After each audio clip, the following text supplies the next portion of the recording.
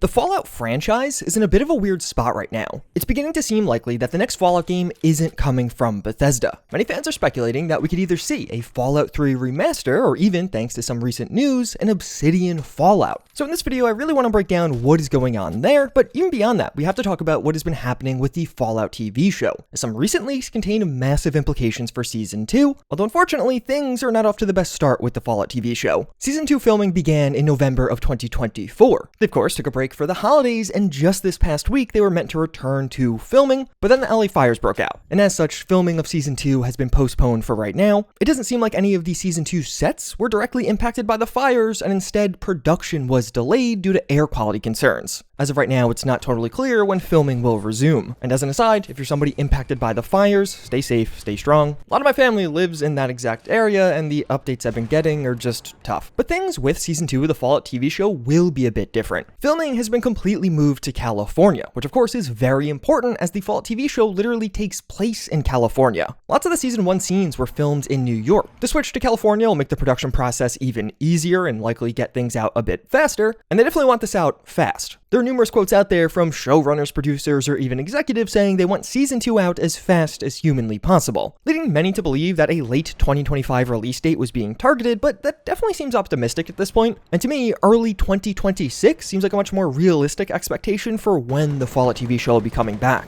But we do have a much better idea of where Season 2 will be. The tail end of Season 1 made it pretty clear that things are headed to Vegas, and some showrunners have even said as much. Thanks to some recent set photo leaks, we even know more precisely where in Vegas things are headed, as Novak will be making a return in Season 2 of Fallout. In these recently leaked set photos, we can spot a few things. We get a pretty concrete look at the Novak sign, so yes, this town will be in Season 2. You can see some great cons graffiti scattered throughout, which would heavily imply that the cons are a part of Season 2 as well. And I mean, hey, you could even see a Nuka-Cola machine. We don't really know much about the core plot of Season 2, we just know that Lucy and the Ghoul seem to be headed for Las Vegas, and in all likelihood, this will be one of the stops they make as they're venturing off towards Vegas. With how things leave off in Season 1, it certainly seems like Lucy and the Ghoul will be traveling together now, likely to find Lucy's dad, or maybe even just get some questions answered about what's going on with Cooper Howard's family. We still haven't actually seen them at any point after the bombs drop, and since we are going to Novak, a Boone cameo would be particularly cool, but I don't personally expect anything like that. Season 1 was a full 14 years after the events of Fallout New Vegas, so it's not really clear which characters will still be around or not. And another filming location was just recently found via a hike. This Redditor stumbled upon a Starlight Drive-In recreation. You can see the projector and screen just like what we have in Fallout 4. And for this set, we get even further footage of filming. We can see Lucy, the Ghoul, and even Dogmeat at the Starlight Drive-In, and this does seem to be a pretty realistic game scene once again. Dogmeat finds something in the nearby area and runs off to get it, likely prompting Lucy and the Ghoul to spend a bit more time at Starlight. This does definitely confirm a few things though. Obviously, for a decent chunk of the season, it will be the Ghoul, Lucy, and Dogmeat adventuring around. I honestly am very excited for this. I think it's going to deliver some hilarious interactions. And a cool little detail, this drive-in was playing a Cooper Howard movie when the bombs dropped. Some fans have found it a bit bizarre that this is a Starlight Drive-In though. In Fallout New Vegas, there is a Mojave Drive-In, but Starlight is pretty much reserved for Fallout 4 on the East Coast. The overall aesthetic of the show has been closely matched to Fallout 4 thus far though, so I imagine this was just a design preference to continue this chain. Beyond that, we have had a few more clues as to where things are going to go in Season 2. The actors behind both Chet and Steph have reposted Season 2 filming. Those two characters are stuck in the vault, so this does largely confirm that yes, we're getting more vault content, although that was expected. We saw Thaddeus get some shaped hand molds, many speculating that this is for some super mutant hands like we could see briefly in Season 1. Thaddeus gets injected with this mysterious sauce and then starts rapidly healing. Lots of people suspect that this is the forced evolutionary virus, which turns you into a super mutant, which could turn into a pretty big plotline. Thaddeus is of course aligned to the Brotherhood of Steel, who despise mutants, and he might be turning into a mutant. As well as we know Macaulay Culkin will have some kind of role in Season 2. As of right now, I am cautiously optimistic for Season 2 of this TV show. I thought Season 1 was pretty good, not quite prestige TV, but definitely a top-tier video game adaptation, and more so than anything else, it truly grasped that Fallout feel. But honestly, when it comes to Season 2, the vast majority of creators I've spoken to are deeply concerned going into this one. They seem to be taking a very clear line to Vegas. I imagine there's going to be even more Fallout New Vegas lore being affected by this season, and when you couple that with the fact that they're saying they're doing this as fast as possible, I just have to imagine there's going to be some mistakes and plenty of controversy. community. We saw how big of a splash leaving things open to interpretation around New Vegas lore could make with Season 1, and if you hated that, I would expect way more of it for Season 2. And hey, get subscribed. As filming for the show does eventually resume, I'll be keeping you up to date with whatever's going on. But beyond that, I do have a feeling 2025 may be the year for Fallout 76. 2024 kind of was already. This game got a ton of amazing updates over 2024, and even right at the end of the year, it got one of its most important yet. Gleaming Depths added in these new endgame raids for Fallout 76, so you and up to 3 others will clear through several stages of this raid, each having different challenges and even strategies around them, and then it eventually concludes with this epic snake battle. For me, Gleaming Depths is one of the best updates Fallout 76 has ever gotten, which is kind of surprising even to myself. I'm definitely more in the camp of the single-player Fallouts. I like some of these story-focused experiences and that type of content. This is pure multiplayer raids. This new raid is fun on its own, but it's really everything around it getting elevated that take this to the next level for me. Over the past couple of updates and even in the next couple, Bethesda has been doing this balance pass for the game. This is really the first time we're getting a comprehensive balance pass since ever. But they've tweaked enough, and this raid is enough of a challenge for even high-level players that when you jump in, you may genuinely want to experiment on some of the new build possibilities that are out there. So I found myself shopping around at other people's camps on the world, getting my equipment ready for this raid, and just generally trying to try out some new builds. Then I find a team of strangers, and we all spend a few hours doing this raid together. Completing the various stages of this raid will flood you with even more loot and some really good rewards, particularly a lot of legendaries. So while yeah, the battle is tough and you use lots of resources, you also walk away quite well compensated. And this is also the main ways to unlock the newly added 4-star legendary items, which naturally are some of the best items in the game, so you have heavy incentive to continue to repeat this process. And it's that loop, doing that over and over again, making tweaks to my build, meeting strangers, and checking out other people's camps in the world, where Fallout 76 really shines. You have this comfy community aspect where everyone's just kind of nice to each other, but also some more hardcore content that you could work together on. And things are really only going to get better on this front. Right now in testing, the next update is going to implement a fully playable ghoul. You have to do this short quest to turn into a ghoul, featuring an entire ghoul community that you could briefly interact with. But this too is going to be a very interesting segment in Fallout 76's lifespan, as the ghoul is really more of a character class for this game. Playing as a ghoul, you'll have access to a ton of special perk cards. Some abilities are much better on a ghoul, like using pistols. There's this new glow mechanic, so as you take radiation damage, it doesn't actually damage you, instead will add on to a second health bar. So if you take enough radiation, you'll basically just have 2 health bars to go through. The ghoul has access to a bunch of totally new perk cards, and many will hook into some of these new mechanics. So you could spend some glow for some kind of other benefit, and you could actually make a really nice laser crit build as a ghoul. But there's also an entire alternative playstyle by going feral. As a ghoul, over time, this meter is just going to drain. It's your feral meter. As it goes down, your character will get certain buffs and debuffs. So generally, you're going to get better and better at melee, but much worse at range damage. So if you let this drain all the way down, you can become an incredibly strong melee player. And to me, I find both of these updates to be really important for Fallout 76 because the game is finally starting to feel like a proper live service product. The meta is changing. After years of remaining stagnant, these new late game raids are a genuine challenge, and it's very fun to try out new builds at them. The addition of the ghoul with unique mechanics makes me excited for a class-based future in Fallout 76. Like imagine you had options to play as a human, ghoul, super mutant, or more, each with different strengths and weaknesses, and even potentially some synergies between them. And hey, they're even adding another themed seasonal event that's coming early in next year. And I feel like Fallout 76 right now is finding a pretty nice cadence with all of this. Earlier in the year, we get more story-focused content, but to end things off, we're getting more multiplayer repeatable content. And I do think 2025 will be Fallout 76's busiest year ever, thanks to the popularity boost from the TV show. But unfortunately, this game also has massive problems. It seems like in 2025, Fallout 76 really came forward as the monetization avenue for Fallout overall. Xbox and Bethesda aren't necessarily making a ton from this TV show blowing up, but they can make a ton of money by players returning to the games, and Fallout 76 appeared to be the primary monetization vertical for that. As such, Fallout 76 saw its busiest year ever, but that came with a ton of problems. In years past, Fallout 76 has fallen victim to the one step forward, 2 step backwards saying, but in 2024, that was more true than ever. Numerous updates would come out with a cool new feature, but also fundamental bugs and problems. Like enemies despawning so fast that you can't actually loot them. Yeah, loot is a pretty important part in a multiplayer game, several updates had fundamental problems like this, so additional updates would come out later to fix this, creating a weird situation where there was a cool piece of new content, but there was also some kind of broken feature, so it was almost better to wait, and a couple of the updates even ended up having to be cancelled outright due to them just not working. A bunch of the planned seasonal events for this year just never came because they were broken. So it is a bit of a weird thing. Fallout 76 right now on paper is in one of its most exciting positions ever, but unless Bethesda can resolve these buggy updates, a lot of this great content has an asterisk on it, which is only reinforced by the fact that Fallout 4 is still broken. Following Fallout 4's next-gen update earlier in 2024, a game-breaking bug was accidentally implemented where editing NPC face-gen data would lead to stutters in the game. So if you downloaded any mod that edited this, it would break your game. Quite a few mods do affect this. On PC, modders have fixed this already with the XL mod, but console users are now just stuck with it, and as such, you could even find them creating lists of mods they can no longer use without stuttering. And Xbox users even have further problems with accessing the mod menu altogether. And just to summarize, to release what many consider a completely unnecessary next-gen update for your game 8.5 years later, break it with that update, and then just leave it broken for all of your fans to now experience is truly a new low for Bethesda, at least in my opinion.